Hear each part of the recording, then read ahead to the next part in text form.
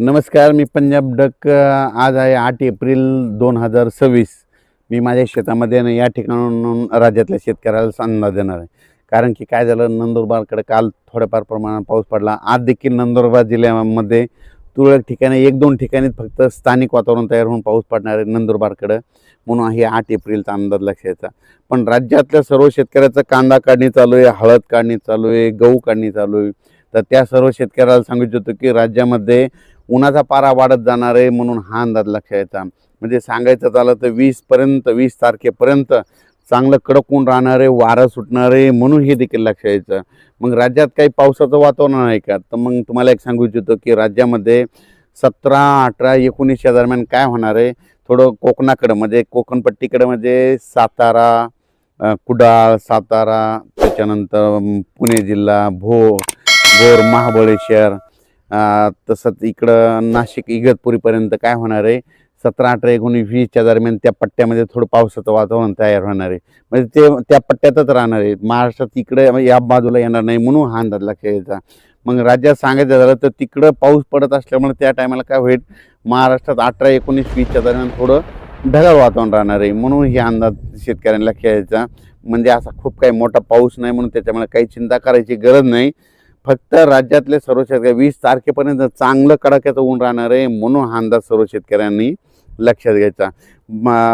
राज्यातल्या पूर्व विदर्भ म्हणजे पूर्व विदर्भामध्ये वर्धा जिल्हा झालं, नागपूर जिल्हा झालं, भंडारा जिल्हा झालं, चंद्रपूर, यवतमाळ, त्याच्यानंतर अकोला, वाशिम, त्याच्यानंतर इकडं बुलढाणा, अमरावती, या जिल्ह्यातल्या शेतकऱ्याला सांगू इच्छितो की सध्या तरी तुमच्याकडं पावसाचं वातावरण नाही, म्हणून हा अंदाज लक्षात. चांगली उन्हाची तीव्रता वाढत जाणार आहे. 42, 43, 44 अंशापर्यंत उन्हाचा पारा वाढत जाणार आहे, म्हणून हा अंदाज विदर्भातल्या 6, 5, 11 जिल्ह्यातल्या शेतकऱ्यांनी लक्षाचा.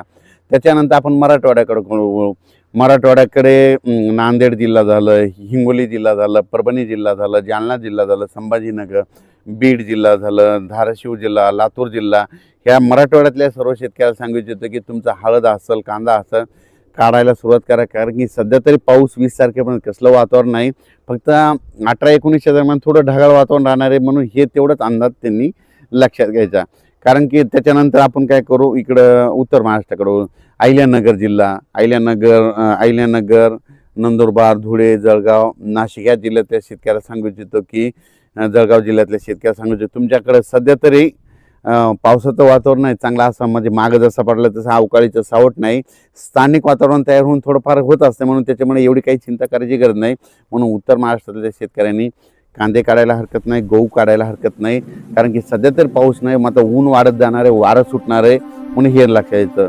त्याच्यानंतर कोकणपट्टीकडं शेतकऱ्याचे काय झालं, नेमकं तिकडं आंबे चालू आहेत. तर तिकडल्याला सांगू इच्छितो की म्हणजे इकडं मावळ, पुणेच्या म्हणजे पश्चिमेला, पुणे जिल्ह्यापासून पश्चिमेला इकडं जुन्नर तालुका त्या पट्ट्यातल्या, त्याच्यानंतर इकडं सातारा, महाबळेश्वर त्या पट्ट्यामध्ये मात्र 18, 19, 20, 21च्या दरम्यान मात्र तिकडं पावसाचं वातावरण राहणार आहे.